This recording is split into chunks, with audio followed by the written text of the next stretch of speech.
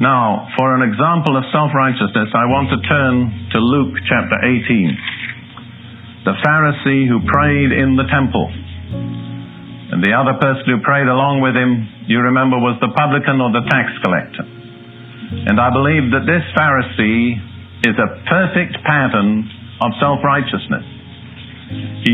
He represents the 5 features which are characteristic of self-righteousness.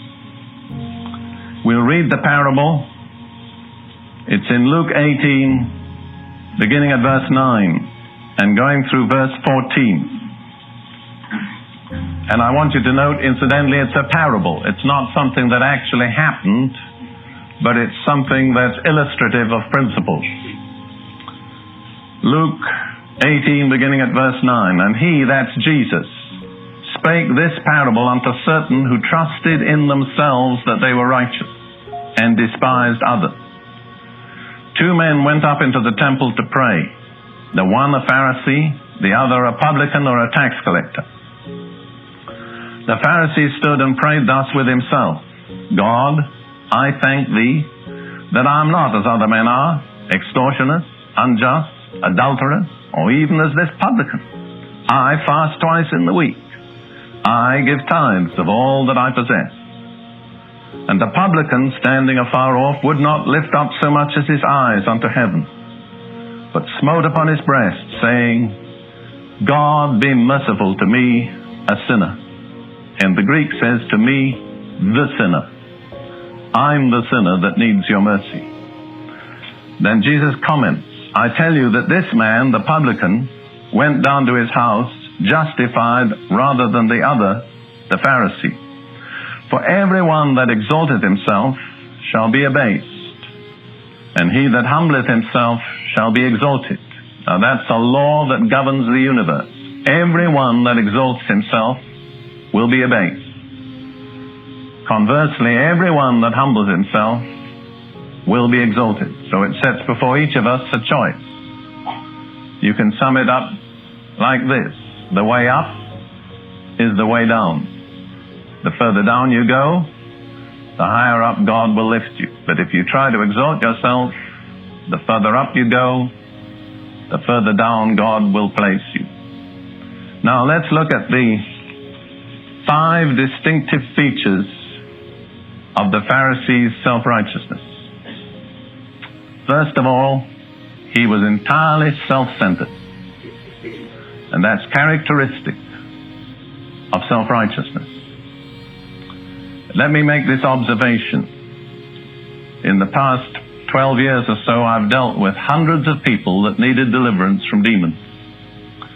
And I've observed that all of them had one characteristic in common. They were all self-centered. I don't think there ever was an exception to that statement. Self-centeredness is a prison the devil makes for us. Notice his self-centeredness. First of all, he trusted in himself. And then, I think this is so characteristic. It says in verse 14, he stood and prayed thus with himself. Have you ever met people who pray with themselves? You know, they say prayers, but they're not directed towards God. They're just wrapped up in themselves and their own religiousness. Secondly, and this is the really dangerous and deadly part of it, he despised others. He trusted in himself that he was righteous and despised others. And I believe that's always a byproduct of self-righteousness, that self-righteous people come to despise others. The third feature is that his standard of comparison was totally unscriptural. He compared himself with other people. God, I thank thee that I'm not like other men, particularly this publican here. I want to say to you, and we'll look at it later, that's a totally unscriptural standard of comparison. God does not compare us with others, and he does not encourage us to compare ourselves with others. Fourthly, and again this is totally typical, he had his own little list of rules, which tailor-made to suit himself. And primarily they were negative. They were not primarily the things he did, they were primarily the things he didn't do. He wasn't unjust, he wasn't an extortioner, he wasn't an adulterer, he wasn't even like the publican. And then he had 2 little positive rules.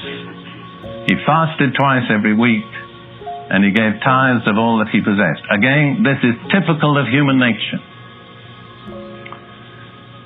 When I was a soldier in the British Army many years ago, and the Lord saved me in the army, the change in my life impressed many of my fellow soldiers, and they would come to me at odd moments and rather self-consciously begin to talk to me about religion and all that. And I would talk to them about being saved. And then we would get onto the subject of sin. And I noticed as soon as you talk to a sinner about sin, his defense is to come up with a little list of things he doesn't do.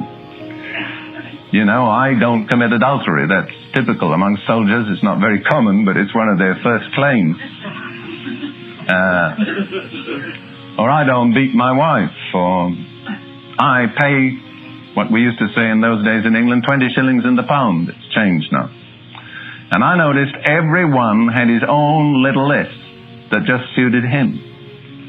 And that was his defense against any charge that he was a sinner. And this is typical of the Pharisee. He had his own little list of rules. And the 5th point about the Pharisee's righteousness was it was entirely static. It allowed no room for change or progress. All he had was his little set of rules, and all he intended to do was go on keeping his rules. That was the beginning and the end of his religion. Now, we often talk about legalism, but I think sometimes we don't define what we're talking about. Legalism meaning, in some sense, resting or basing your righteousness on a law or the law, whatever we like to say. The other day, a friend of mine who's a Catholic offered me this definition of legalism, which I think is very, very good. He said, in essence, legalism is making the law an end in itself and losing sight of the real purpose for which the law was given. I think that's excellent. Let me say it again. Legalism is making the law an end in itself and thus losing sight of the real purpose for which the law was given. And so a legalist becomes entrapped in his own rules and loses the vision of why the rules were given.